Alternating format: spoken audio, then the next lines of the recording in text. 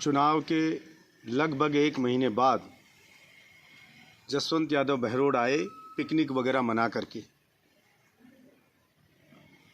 और बड़े दुर्भाग्य की बात है कि जब पत्रकारों ने उनसे कहा, बिजली की समस्या के बारे में सवाल पूछा कि बिजली की स्थिति बुरी तरह चरमरा गई है, जनता में हाहाकार मचा हुआ है, वीसीआर कट रही हैं, 15-15 साल पुराने पैसे जो भर दिए जनता ने वीसीआर के और जोड़ जोड़ के बिल में भेज रहे हैं, और हर व्यक्ति डर में जी रहा है। बिजली विभाग की गाड़ियां गांव-गांव घूम रही है।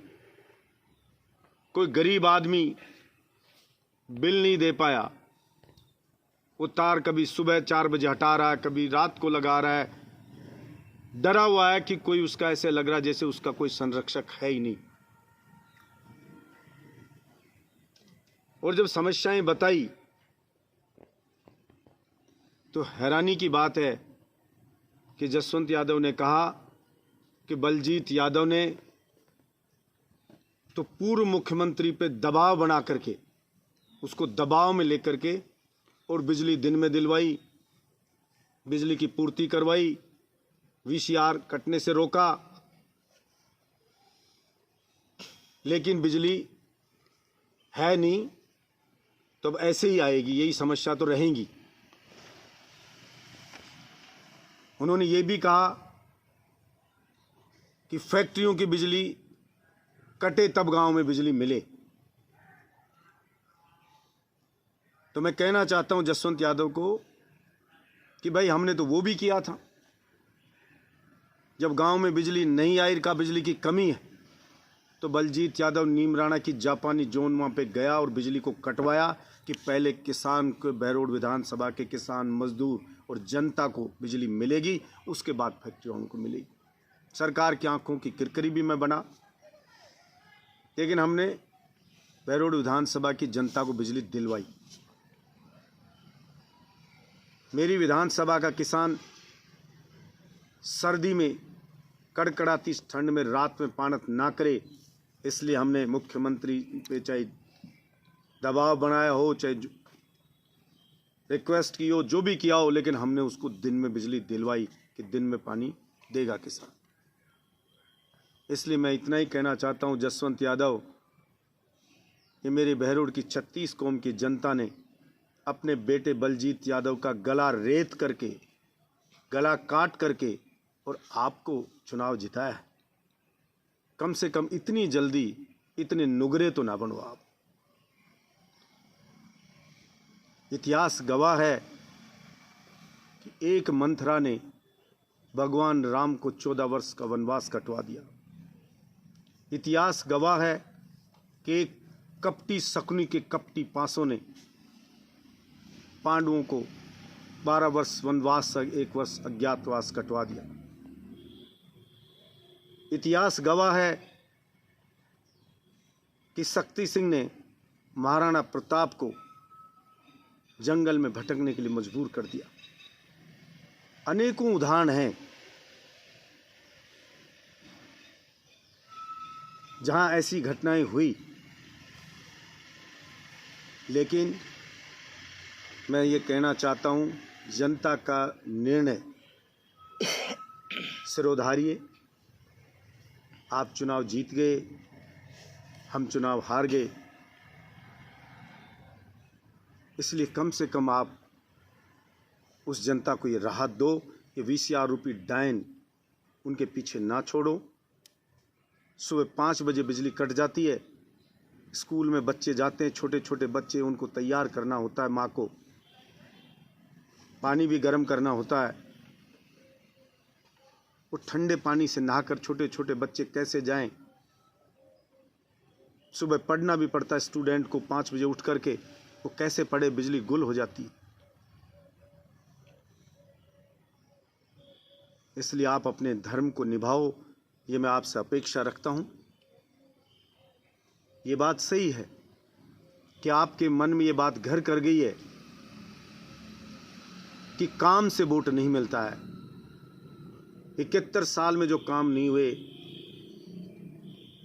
वो हमने अगर 2.5 साल कोरोना के निकाल दें तो 2.5 साल में बहरोड विधानसभा में करवाए, और फिर भी हम हार गए, आप जीत गए।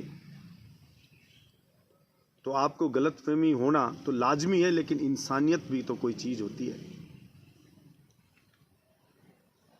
55,000 लोगों ने वोट दिया मुझे। तीसरी बार निर्दलीय चुनाव लड़ रहा हूं।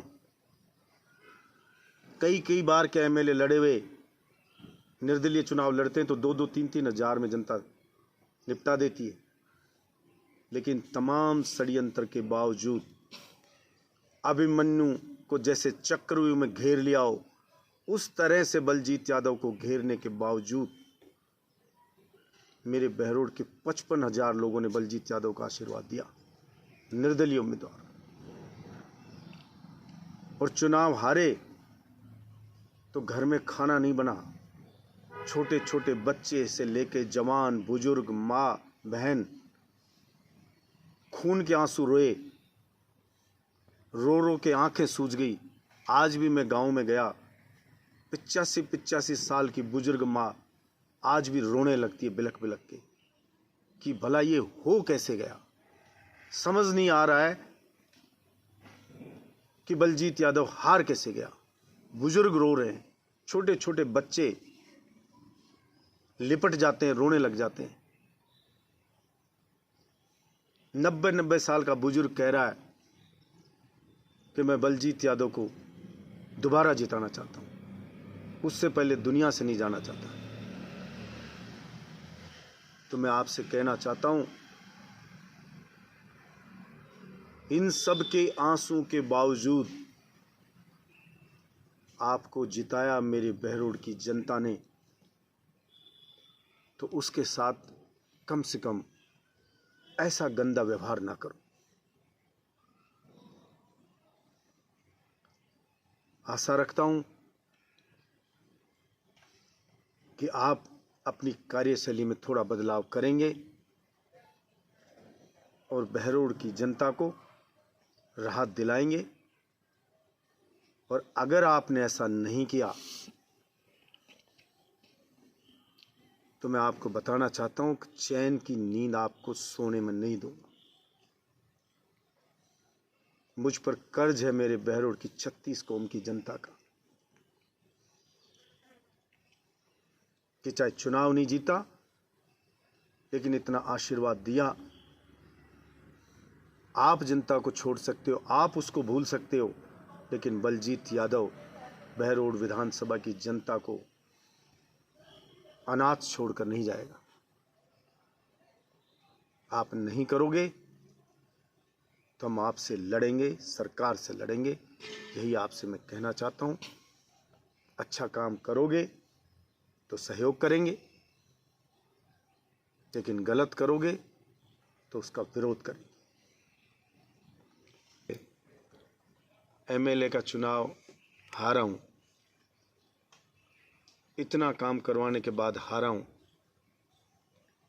तो भला अभी मैं कैसे सोच सकता हूं कि ये चुनाव लड़ूं, वो चुनाव लड़ूं। जनता रो रही है, इतने टूटे हुए हैं लोग, उनके दर्द को मैं अभी सहन नहीं कर पा रहा हूं। और मैं कभी भी कोई बहुत ज़्यादा महत्वाकांक्षा रखता नहीं।